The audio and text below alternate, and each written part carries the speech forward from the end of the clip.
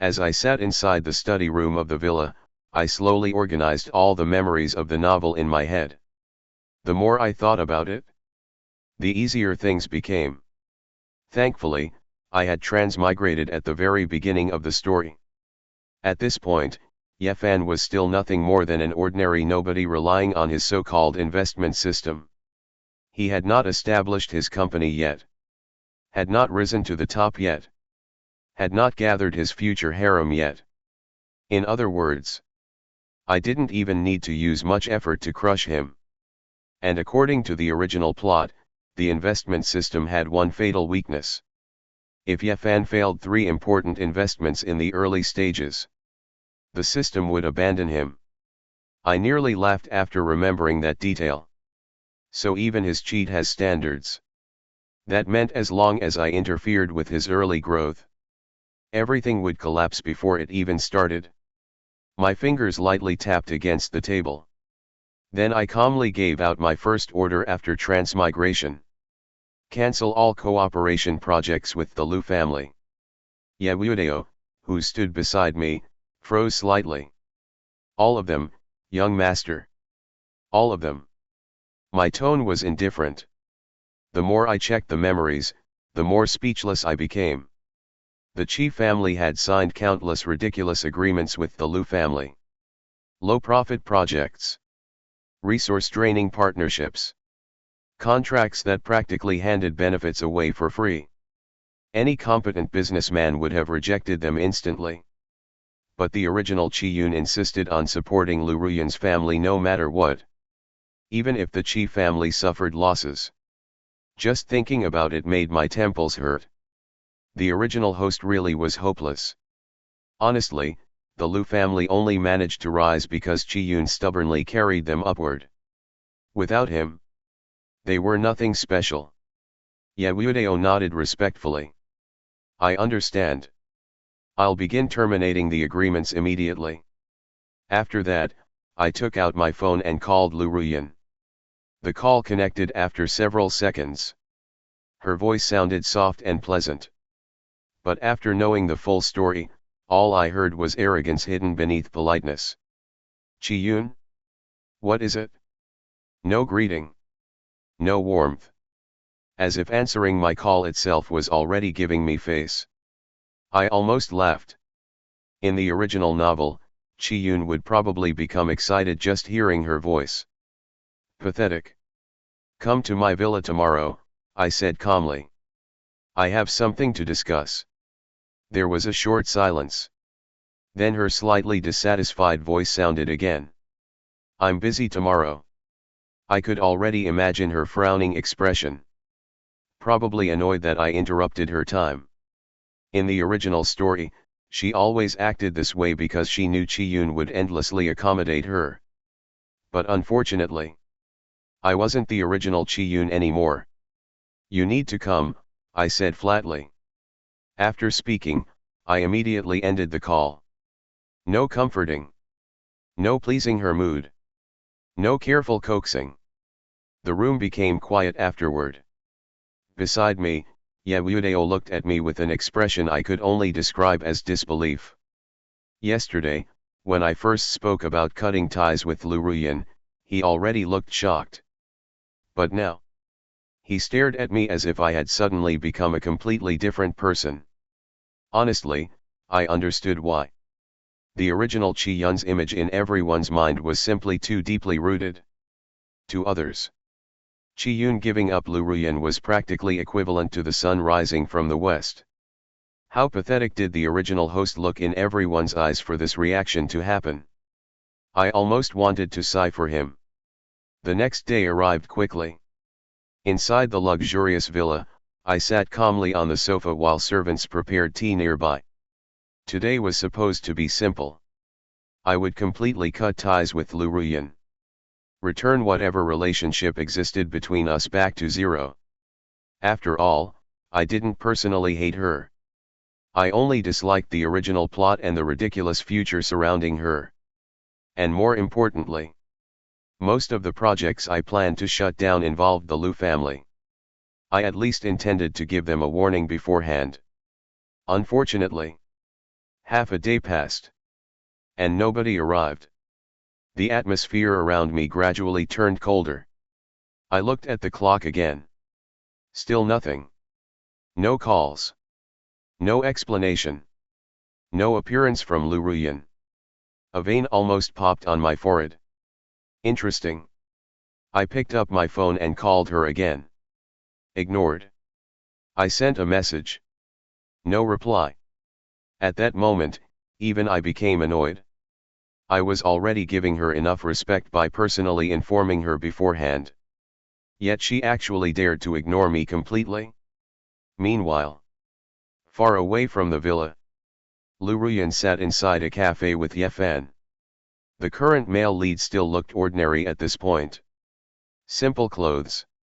Average background. Nothing impressive on the surface. But his eyes carried the confidence of someone who believed himself destined for greatness. And honestly, that confidence mostly came from the investment system. At this moment, Yefan was passionately speaking about his future ambitions. One day, I'll establish my own company. I'll become successful through my own abilities. I won't rely on rich second generations like Chi-yun.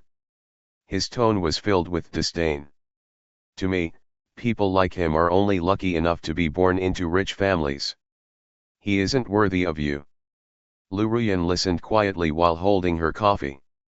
And hearing those words made her subconsciously compare the two men again. One was wealthy but overly clingy. The other was poor but ambitious and prideful. In the original novel, this contrast was exactly what attracted her toward Yefan. And at this moment, neither of them knew.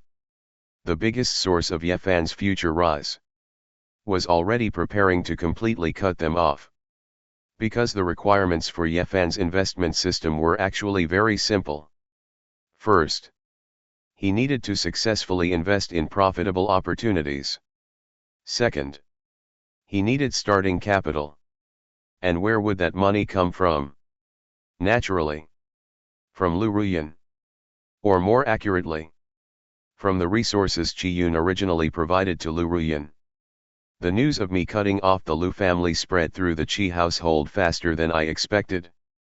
Honestly, I wasn't surprised. After all, the original Chi-yun had practically treated Lu Ruyan like a goddess. To him, as long as she wanted something, he would give it. Money, resources, projects, connections, even opportunities others would kill for. The Chi family had almost become a support station for the Lu family because of him. And now, I suddenly ordered every cooperation project to be terminated. Of course everyone was shocked. Especially my father. Inside the villa, I calmly drank tea while looking through documents related to the Lu family. The more I read, the colder my expression became. This is practically charity. No. Even charity sounded better. The resources the Chi family gave them were enough to completely change the fate of an ordinary company. It was like giving a beggar a once-in-a-lifetime opportunity. Yet not only did the Lu family fail to show gratitude, they still constantly demanded more. And the original Chi-yun actually tolerated it all. Just then, the villa doors suddenly opened. Heavy footsteps approached quickly. Before I could even look up properly, an angry voice sounded. "You little bastard." I raised my head. A middle-aged man wearing a black suit walked toward me with a furious expression. Chi Tianhao, the head of the Chi family. And my father in this world. Honestly, the moment I saw him, I instantly understood why the original Chi-yun could act so recklessly. This father spoiled him too much. Even after the original host continuously caused losses for the family because of Lu Ruyan, the Chi family still stood behind him. My father still protected him. Any normal heir would have been beaten long ago. Chi Tianhao walked directly in front of me and stared at me suspiciously. His expression looked both angry and confused. "You suddenly cut off the Lu family. You." His eyes narrowed. For a second, He genuinely looked like he suspected I was possessed. And honestly, he wasn't wrong. From his perspective, this was probably equivalent to seeing a dog suddenly stop chasing meat. Too abnormal. Yesterday, I was still the same obsessive simp willing to hand the entire Chi family to Lu Ruyan. Today, I suddenly turned ruthless and started cutting people off for failing expectations. The difference was too great. I calmly looked back at him. Father. Chi Tianhao's brows twitched slightly. Probably because even my tone sounded calmer than before. After a few seconds, he snorted coldly. What nonsense are you planning now? I placed the documents down slowly. Then I spoke calmly. I gave up on Lu Ruyan. Silence. Chi Tianhao froze. I continued speaking before he could interrupt. I realized something. Even if I gave her the entire world, she still wouldn't look at me. My voice remained steady. So instead of forcing someone who clearly doesn't care, why should I continue wasting the Chi family's resources? It's better to let her go. The room became completely silent afterward.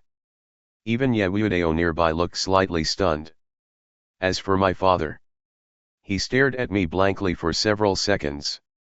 Because this kind of mature reasoning was something impossible for the original Chi-yun to say.